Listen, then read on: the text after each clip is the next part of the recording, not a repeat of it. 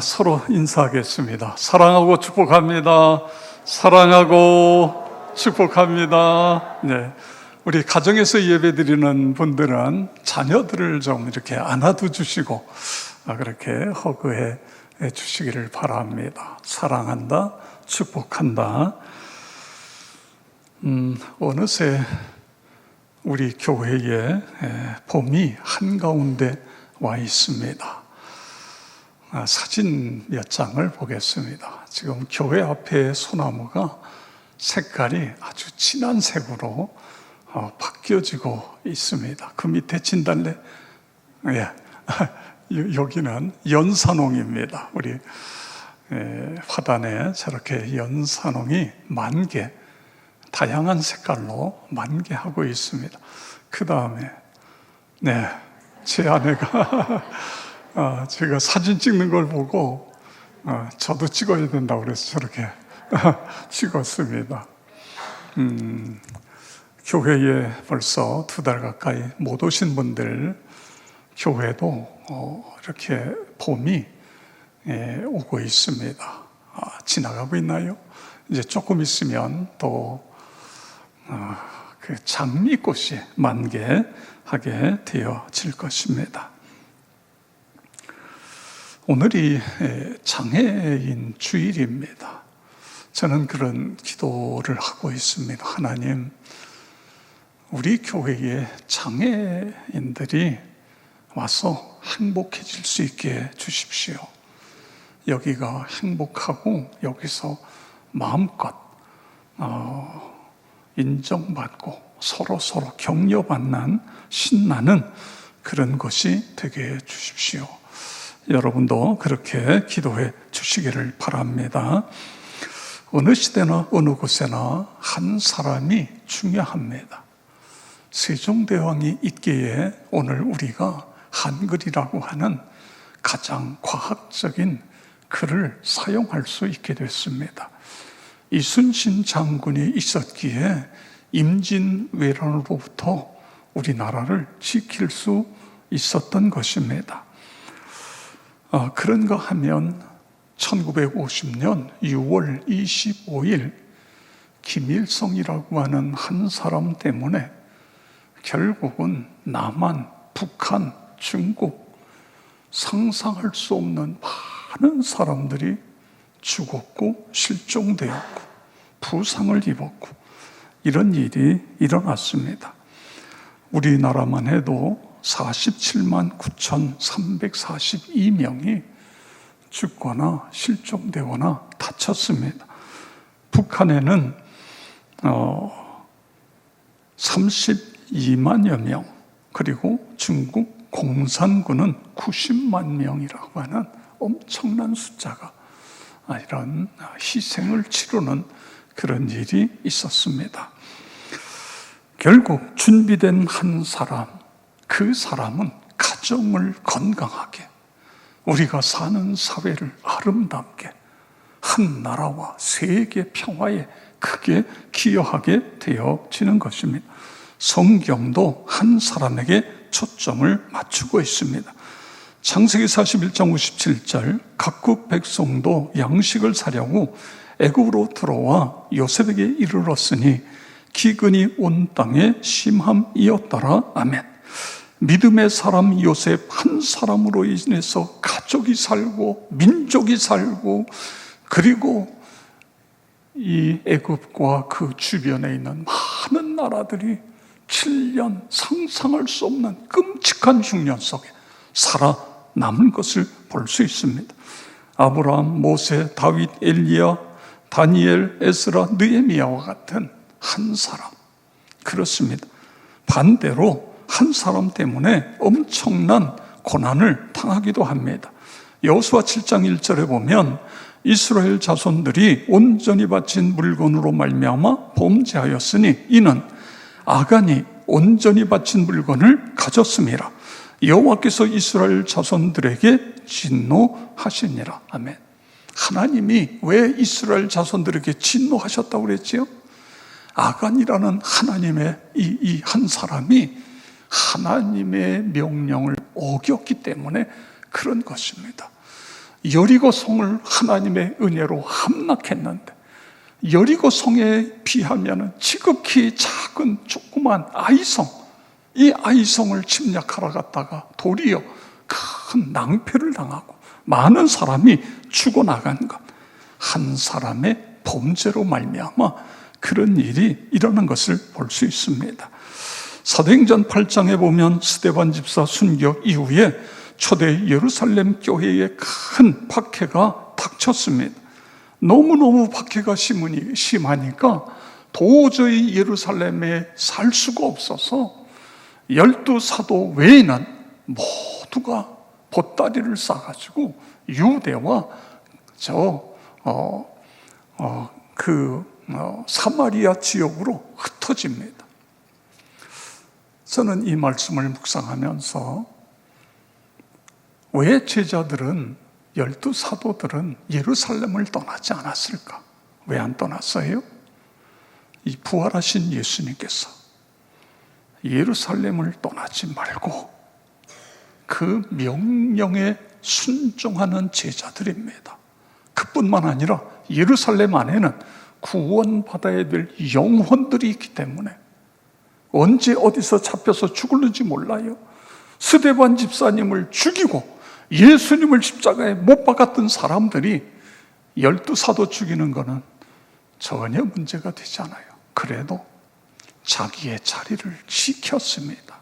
성도 여러분, 아무리 어려워도, 아무리 힘들어도 내 그리스도인이라고 하는 자리를 여러분 꼭 지키시기 바랍니다. 이것이 이 시대를 깨우고 이 시대를 건강하게 하는 가장 중요한 거예요. 물론 국회의원이 누가 되느냐 이것도 중요하지만 더 중요한 것은 그리스도인들이 자기의 자리를 지키는 것입니다. 자, 그러면 이제 흩어졌던 사람들, 도저히 살 수가 없어서 각 곳으로 흩어진 사람들, 이 사람들 뭐 해야죠? 먹고 살아야 되잖아요. 일해야 될 자리도 찾아야 되고, 그뿐만 아니라 이 사람들은 삶의 터전을 일구는 것, 이것이 지극히 당연한데, 그런데 성경은 이들이 흩어져서 그거부터 하지 않았다, 이렇게 기록하고 있습니다. 사도행전 8장 4절에 보세요. 그 흩어진 사람들이 두루다니며 복음의 말씀을 전할세. 아멘. 그러니까 끝까지 자리를 지킨 사도들도 위대하지만 각 곳으로 흩어진 이 그리스도인들, 이 사람들이 가서 내 삶의 터전을 가꾸는 것보다 거기에 가서 먼저 이 복음을 전하고 있는 이들의 모습을 볼 때 더 감동이 되는 거예요. 더 은혜가 되는 거예요. 하나님, 나와 우리 욕천교회 모든 성도들이 이런 야성을 가지고 신앙생활할 수 있게 하여 주시옵소서. 열심히 특심이 되는 그런 신앙이 되게 하시고 성령 충만하게 하시고 순종하는 그리스도인 되게 하여 주시옵소서. 그렇게 되기를 주의 이름으로 축원합니다. 자, 이 사도행전 8장에서 흩어진 사람들, 그 흩어진 사람 중에서 8장은 한 사람에게 집중하고 있습니다. 초점을 한 사람에게 맞추고 있습니다. 그 사람이 누구예요? 성령 충만한 집사 빌립인 것입니다. 성령 충만한 한 사람이 중요하다, 그것을 오늘 성경은 우리에게 말씀하고 있습니다. 이 빌립 집사는 새 역사의 장을 연 그런 사람인 것입니다. 사도행전을 크게 세 부분으로 나눌 수 있습니다. 1장부터 7장까지에 보면 예루살렘을 중심으로 해서 복음을 전하는 그런 내용이 나와요. 그 다음에 8장부터 12장까지는 사마리아 지역입니다. 유대와 사마리아 지역의 복음을 전하는 복음의 확장성입니다. 계속해서. 그 다음에 13장부터 28장 끝까지는 땅 끝까지 복음을 증거하는 그런 전도 활동이 이루어지고 있는 것을 볼 수 있습니다. 자, 오늘 유대와 사마리아 지역, 특별히 사마리아 지역의 전도의 문을 연 사람은 바로 빌립이라고 하는 집사인 것입니다. 그는 국경과 사상을 초월한 위대한 신앙인입니다. 여러분, 사마리아가 어떤 지역이죠? 원래 유대와 저 북쪽 사마리아를 중심으로 한 이스라엘은 똑같은 야곱의 12 아들들로 이루어진 자손으로 이루어진 다 하나님의 백성들이었어요. 다 유대인이었어요. 그런데 BC 722년에 아수르라고 하는 제국이 북이스라엘을 패망시킵니다. 그리고는 이 아수르가 어떤 정책을 쓰느냐 하면 외국에 있는 사람들을 이스라엘에 있는 사람들을 외국으로 보내서 외국인과 결혼을 시키는 거예요. 그렇기 때문에 예수님 당시에는 이 북이스라엘 쪽에는 혼혈족이에요. 혼혈족. 그러니까 이 남쪽에 있는 유대인들은 저 혼혈족을 무시하는 거예요. 무시를 당하는 이 사마리아 중심으로 하고 있는 북쪽에 있는 사람들은 또 남쪽에 있는 사람들을 질시하고 이런 상황 속에 있는 것을 볼 수 있습니다. 그런데 여러분, 이런 상황 속에서 빌립을 보세요. 빌립이 왜 사마리아로 내려갔죠? 빌립은 부활하신 예수님의 명령을 가슴에 담고 있었어요. 사도행전 1장 8절에 보면 오직 성령이 너에게 임하시면 너희가 권능을 받고 예루살렘과 온 유대와 사마리아와 땅끝까지 이르러 내 증인이 되리라 하시니 아멘. 그런데 12사도가 사마리아로 안 내려가는 거예요. 그래서 이 빌립 집사가 과감하게 사마리아로 내려갔어요. 그리고 그들을 사랑하면서 복음을 전했어요. 여러분 생각해 보세요. 하나님이 얼마나 감동하셨겠어요? 얼마나 기뻐했겠어요? 빌립아, 네가 내 말에 순종하고 있구나. 사도들은 어떤 편견을 가지고 있는 이 편견을 아직 깨지 못하고 있는 거예요. 유대인들은 저 이방인들과 그들에게 가지도 않고 그들의 집에 들어가지도 않고 그들과 음식도 먹지 않고. 그런데 빌립이 그것을 깨고 들어갔잖아요. 그러니까요, 하나님의 말씀을 순종하니까 하나님께서 그와 함께 하시고 그에게 능력을 주시고 그에게 기적을 행할 수 있도록 그렇게 만들어 주신 것을 볼 수 있습니다. 우리 사도행전 8장 6절에서 8절 함께 읽겠습니다. 무리가 빌립의 말도 듣고 행하는 표적도 보고 한 마음으로 그가 하는 말을 따르더라. 많은 사람에게 붙었던 더러운 귀신들이 크게 소리를 지르며 나가고 또 많은 중풍병자와 못 걷는 사람이 나으니 그 성에 큰 기쁨이 있더라. 아멘. 그렇습니다. 오늘날도 똑같아요. 하나님은 순종하는 사람을 눈여겨보시는 거예요. 이 순종하는 사람, 이 사람과 하나님은 함께 하시고 그들에게 능력을 주시고 그들에게 기적을 일으켜 주시고 그렇습니다. 하나님을 기쁘게 하는 사람 되게 주시옵소서. 성령 충만하여 순종하는 그리스도인 되게 하여 주시옵소서. 그것이 나와 여러분의 기도 제목이 되기를 바랍니다. 시편 37편 4절에 보세요. 여호와를 기뻐하라. 그가 내 마음의 소원을 내게 이루어 주시리로다. 할렐루야. 그렇습니다. 그런데 여러분, 빌립 집사를 통해서 사마리아 지역에 큰 부흥이 일어나는데 그 부흥의 현장을 놔두고 빌립이 예루살렘에서 가사로 내려가는 길로 가는 거예요. 여러분 왜 갈까요? 순종하기 위해서 가고 있습니다. 사도행전 8장 26절에 보니까 여기 26절에 주의 사자가 빌립에게 말하여 이르되 일어나서 남쪽으로 향하여 예루살렘에서 가사로 내려가는 길까지 가라 하니 그 길은 광야라. 아멘.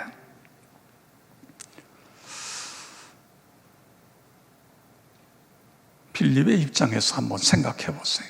하나님, 지금 사마리아에 사도들 하나도 안 내려와서 내가 내려갔습니다.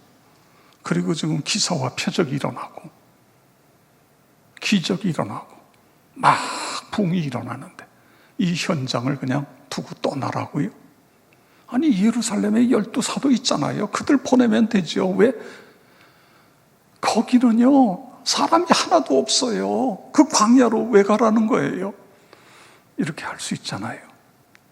그런데 오늘 성경에 보니까 빌립은 가라 하시면 가겠습니다. 오라 하시면 오겠습니다. 그리고 순종하고 갔어요. 거기는 사람이 없는 광야예요. 대낮에 뜨거운 태양빛이 내려 쪼이면 도저히 사람이 걸어갈 수 없을 정도로 그런 어려운 곳이에요. 그리고 야생 짐승들이, 그런 사나운 짐승들이 나타나는 곳에, 사람이 없는 곳에 순종하고 갔더니 어떤 일이 벌어졌죠? 거기서 사람을 만나요. 우리가 잘 아는 대로 에티오피아의 여왕 간다게의 국고성을 맡았던 아주 중요한 내시를 만나게 됩니다. 근데 이 내시는 유대교를 믿은 사람, 그러니까 구약 성경을 믿은 사람으로서 예루살렘에 예배하러 왔다가 예배를 드리고 내려가는 거예요. 하나님께서 빌립을 그 사람에게 보냄으로 말미암아 결국 복음을 듣고 예수를 믿고 세례를 받는 그런 내용이 나오게 됩니다. 전해오는 이야기에 의하면 이 사람이 자기 나라에 가서 복음을 전함으로 말미암아 에티오피아의 90% 이상이 그리스도인이 되었다, 이런 이야기가 전해져 오고 있는 것입니다. 이것이 그 사마리아를 넘어 땅끝으로 연결되어지는 거예요. 그러니까 사도행전 1장 8절에 보면 사마리아와 땅끝까지 이르러 내 증인이 되리라, 이렇게 말씀하고 있죠. 그 땅끝에 문을 여는 거예요. 문을. 근데 이 문을 활짝 여는 건 10장에서 이제 베드로 사도를 통해 고넬료, 백부장 고넬료를 통해 활짝 열지만, 여기서는 그 문을 어느 정도 열었다, 이렇게 이 부분을 표현할 수 있는 것입니다. 성도 여러분, 오늘 이 본문을 통해서 나와 여러분에게 하나님은 무엇을 말씀하고 싶어 하실까요? 저는 이런 것이 깨달아져요. 내가 사람을 찾는다. 내가 내 일을 맡겨야 될 그런 사람을 찾는다. 그런 주의 음성이 제 마음속에 들려지는 것입니다.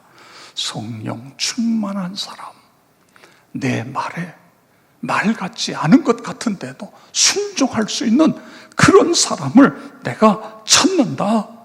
내가 그를 통해서 내 뜻을 이루기 위한 그 사람, 그런 사람을 찾는다. 여러분의 마음속에도 이런 음성이 들려지기를 축복합니다. 언제나 하나님은 사람을 찾으세요. 성령 충만한 사람, 하나님 앞에 순종할 수 있는 사람을 찾고 그에게 하나님께서 일을 맡기시는 걸 봅니다. 자, 창세기 1장 28절 우리 다 같이 읽겠습니다. 하나님이 그들에게 복을 주시며 하나님이 그들에게 이르시되 생육하고 번성하여 땅에 충만하라. 땅을 정복하라. 바다의 물고기와 하늘의 새와 땅에 움직이는 모든 생물을 다스리라 하시니라. 아멘. 하나님께서 이 우주를 창조하신 다음에, 자연 세계를 창조하신 다음에, 그 다음에 하나님의 형상대로 인간을 만드셨습니다. 그 다음에 어떻게 하셨다고요? 인간으로 하여금 자연 세계를 관리하도록, 다스리라, 이런 표현을 썼습니다만 관리하도록 우리에게 임해 주신 거예요. 그렇기 때문에 우리는 우리가 사는 이 세상을 아름답게 가꾸어야 됩니다. 하여간 우리가 조금씩 어떻게 해서든지 낭비하지 않고 전략하면서 쓴 도구를 다시 재활용하면서, 그러면서 하나님이 우리에게 맡겨주신 아름다운 세상을, 이 세상을 가꾸어야 돼요. 이게 우리가 해야 될 책임인 것입니다. 자, 하나님께서 모든 걸 우리에게 맡기셨는데 중요한 것은 아무에게나 맡기지 않으셨다는 것입니다. 이 사실을 우리가 알아야 돼요. 결국 하나님의 법은 하나님께서 일하시는 것이 아니라 사람에게 그 일을 할 수 있도록 하고 그 일을 맡기시는데, 그럼 어떤 사람에게 맡기냐? 오늘 성경은 빌립 집사 같은 사람, 성령 충만한 사람, 믿음과 순종의 사람, 그리고 열정적인 사람, 이 사람에게 맡긴다. 여러분도 그렇게 되어지길 축복합니다. 성경에 보면 얼음냉수라는 표현을 쓰고 있잖아요. 얼음냉수, 추수하는 날에 얼음냉수 같은 사람. 잠언 25장 13절에 보면 충성된 사자는 그를 보낸 이에게 마치 추수하는 날에 얼음냉수 같아서 능히 그 주인의 마음을 시원하게 하느니라. 아멘. 나와 여러분 모두가 우리의 주인 되신 하나님의 마음을 시원하게 해드리는 그런 삶을 살아가시기를 축복합니다. 얼음냉수. 저는 어린 시절에 농촌에서 살았어요. 추수할 때요, 이게 보통 일이 아닙니다. 여름 가까이 되면 이제 보리를 추수하죠. 그 다음에 가을이 되면 가을거지가 얼마나 많아요. 땀이 뻘뻘 나고, 그렇게 할 때에 그때에 시원한 물 한 컵, 이게 저 뱃속까지 그냥 시원해지잖아요. 나와 여러분 모두가 하나님의 마음을 그렇게 시원하게 해드리는 그런 삶을 살아가시기를 축복합니다. 그렇습니다. 성령 충만하여 지혜롭고 칭찬받는 집사와 같은, 빌립과 같은 그런 삶인 것입니다. 하나님은 그들을 찾으시고 어떻게 하세요? 그들과 함께 하십니다. 세상 끝날까지 내가 너와 함께 하리라 약속하셨어요. 그리고 그들을 날마다 새롭게 주시는 거예요. 능력으로 채워 주시는 것입니다. 그리고 사용해 주시는 거예요. 국민일보의 역경의 열매의 김혜영 미랄복지재단 희망사업 본부장 이야기가 연재되었습니다. 좀 오래된 이야기인데, 그녀가 태어나자마자 술에 만취한 아버지가 이 아기를 집어 던졌어요. 척추가 고장이 났어요. 그래서 장애인이 됩니다. 척추 장애인이 돼요. 그리고 이 아버지가 자살을 해요. 엄마는 이 딸을 너무너무 구박하는 거예요. 그래서 초등학교 억지로 나와가지고 그 다음부터는 집을 나와서 식모살이도 하고 공장에 가서 일하기도 하고, 그렇게 살다가 전도를 받아 예수를 믿었어요. 예수를 믿고 나니까 너무너무 좋은 거예요. 그 신앙 안에서 열심히 예수를 믿으니까 목사님, 사모님이 그렇게 사랑해주고 그럽니다. 그런데 그만 그 지역에 있는 회사가 문을 닫은 거예요. 그래서 멀리 이사를 갈 수밖에 없게 됐어요.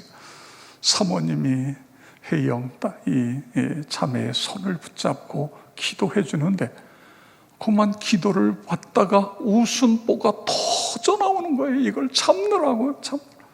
왜냐하면 사모님의 기도가 자신의 지금 살아가는 삶의 모습과는 너무 떨어져 있는, 전혀 상상이 안 되는 그런 기도를 해주시는 거예요. 그 내용이 이런 내용입니다. 하나님, 이 딸이 이제 이곳을 떠납니다. 어디를 가든지 함께해 주십시오. 이 딸의 두 손으로 만든 옷이 세계 최고의 옷이 되게 하시고, 이 기술로 다른 사람들을 돕게 해 주시옵소서. 그리고 혜영이가 하나님의 일꾼으로 살아가게 해 주시옵. 이런 내용의 기도를 한 것입니다. 그런데 여러분, 어떤 일이 일어난지 아세요? 기도할 때에 그냥 현실만 보고 기도하지 마세요. 자녀들을 위해서 기도하거나 다른 사람을 위해서 기도할 때에 성경을 통해 하나님께서 약속하신 복을 믿으면서 그 축복하면서 기도하는 거예요. 이게 놀라운 것입니다. 8년, 9년이 되니까 어떤 일이 일어났느냐 하면 이 혜영 씨라는 이 자매가 편물 기술자가 됩니다. 그리고 세계 장애인 기능 경연대회에서 편물 기술로 우승을 하는 거예요. 우승을 할 뿐만 아니라 이제 9년이 됐을 때에는 그는 보츠나와 선교사가 되어 있어요. 그리고 그 보츠나와에 거기 기술학교가 있는데 기술학교의 교장이 됩니다. 초등학교 나온 사람이 교장이 되는 거예요. 더 놀라운 것은요, 그렇게 열심히 하는 것을 보고 미국에 있는 선교사를 통해서 미국에 유학을 가게 돼요. 그래서 미국에서 대학을 나오고 대학원을 졸업하는 이런 엄청난 일이 일어나요. 미국에서 공부하는데 어느 날 어느 집회에 가서 큰 은혜를 받아요. 강사 목사님이 이 혜영 씨에게 안수를 해주는데 안수를 받는 순간에 어려서부터 평생 지병인 이 척추 고통, 그 아픈 고통이 순식간에 싹 사라지는 거예요. 더 놀라운 것은요, 다리가 그 척추가 고장이 나면서 다리 한쪽이 2.5cm가 짧아서 평생을 걸어 다닐 때에 제대로 걷지를 못했어요. 쩔뚝쩔뚝 그렇게 걸었는데 기도를 받는 순간에 짧은 다리가 2.5cm가 쭉 늘어났어요. 똑같아졌어요. 정상적으로 걷게 되어진 거예요.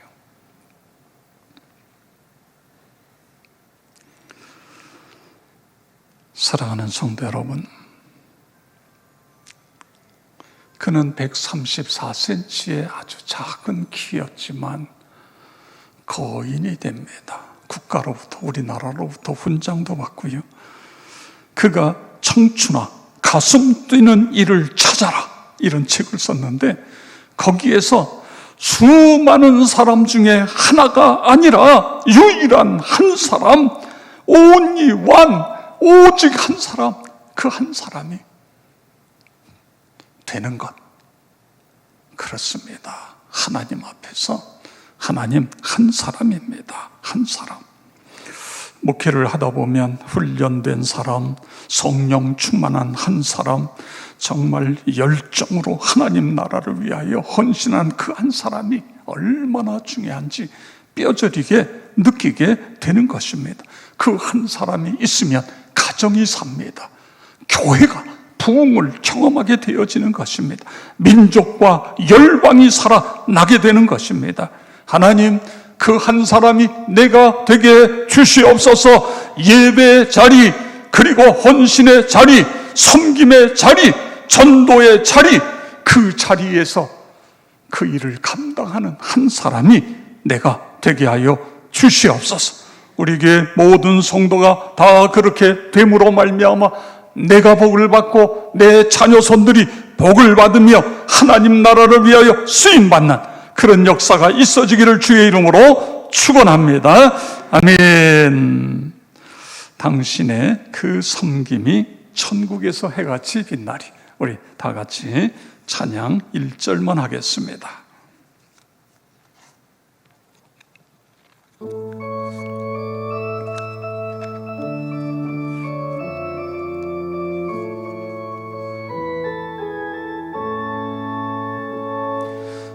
당신의 그 섬김이 천국에서 해같이 빛나리. 당신의 그 겸손이 천국에서 해같이 빛나리. 당신의 그 믿음이 천국에서 해가 하시네. 그 충성이 전국에서 해같이 빛나리. 주님이 기억하시면 족하리. 예수님 사랑으로 가득한 모습, 천사도 흠모하는 아름다운 그 모습, 전국에서 해같이 빛나리.